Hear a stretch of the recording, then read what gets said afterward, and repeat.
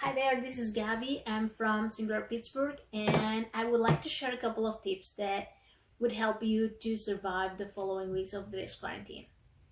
So topic number one, illumination. Make sure that the place you're working has enough light to allow you to work for at least a couple of hours. It doesn't really matter if it's a natural light or artificial one. The most important here to consider is that the less contrast you find between the monitor light and the environment the less impact your eyes receive. So take this into consideration, find the right place to work. If you find a couple of them, use them during the day. The most important is take care of your eyes. If you're starting feeling some tired eyesight, maybe your eyes start feeling irritated, or maybe you're presenting some headaches, that might be the cause that you are not working in a place with enough light, so the brightness of your monitors is affecting directly to your eyes. If you're already having this you are in this situation, you can help yourself with some eye drops or maybe some lenses with reflecting light, but also try finding a good place for working with enough light. That would help you for sure. Second topic, ergonomics. Ergonomics is a pretty complex topic, but I think there are certain points that I consider critical and I would like to talk about. One of them is the height of your chair. When we are working at home for a couple of days, not that often, we consider this as not that important. But when we have some weeks working from home, we can start having problems with our legs. So it is important to consider the height of your chair. Some of the things that you can take a look at it is if your feet are touch the floor completely and your legs have a 90 degrees angle, that is the proper height for you.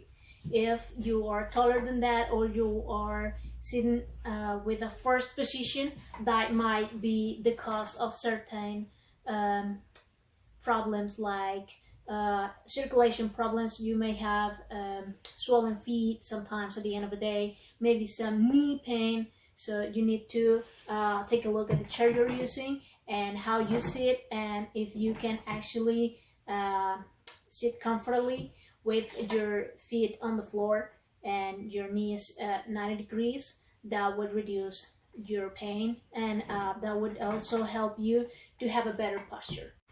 Having solved the issue with your legs, let's take a look at your back. If you don't have an ergonomic chair, try looking for a chair with a lumbar arc. This would help to rest your back from time to time during the day, and also to keep you in a good position, in a healthy position. If you don't have any of these chairs, you can look for a pillow that supports your back and keeps you in a comfortable but also a healthy position. Now, take some time during the day to review your posture and correct if you are not having a good position. Also, take some time, maybe twice per day, to stretch. This would help you to reduce any pain you might be having, or any muscle contracture that you may having by these days, these weeks that we've been working from home. So one of the most important, and I think one of the critical topics on the ergonomics, is about the upper body, which is the upper back, the shoulders, the neck, and the arms. Now, I know that some of us were not prepared for this extended home office, but hopefully you can find some ideas to improve your workstation and make it more comfortable and healthier for the rest of this quarantine. Now, one of the topics that you need to take into consideration when we are talking about upper level, upper body, is where we have our arms.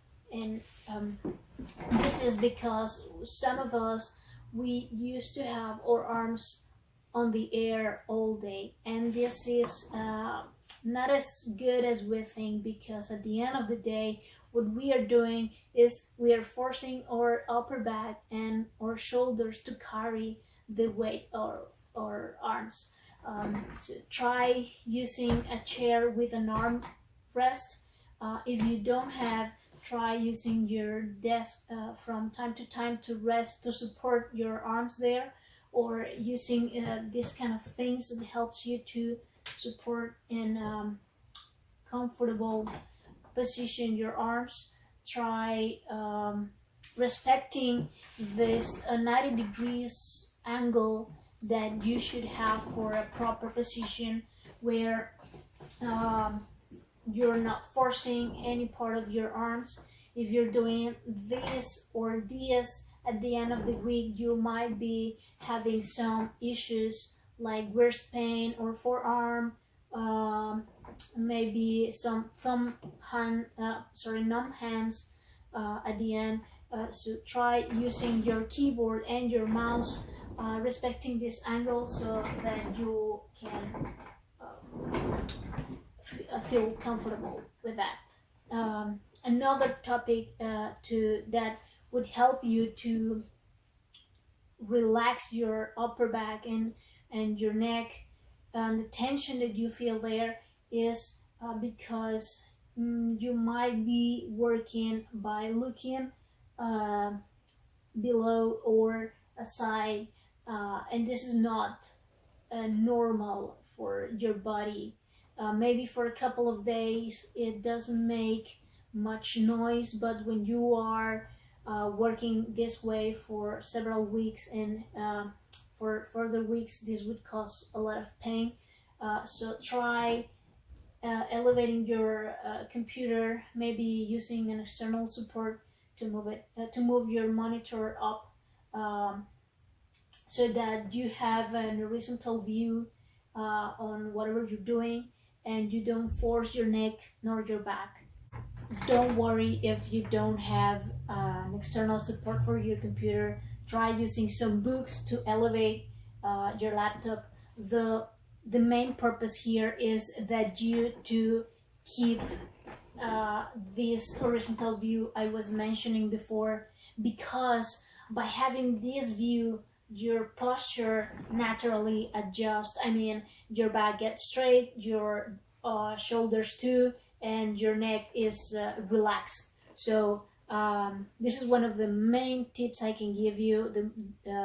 Try to do it, find a way to, and hope it helps. Hope it helps you to reduce any pain or a muscular contraction that you might be feeling. This for sure would help you.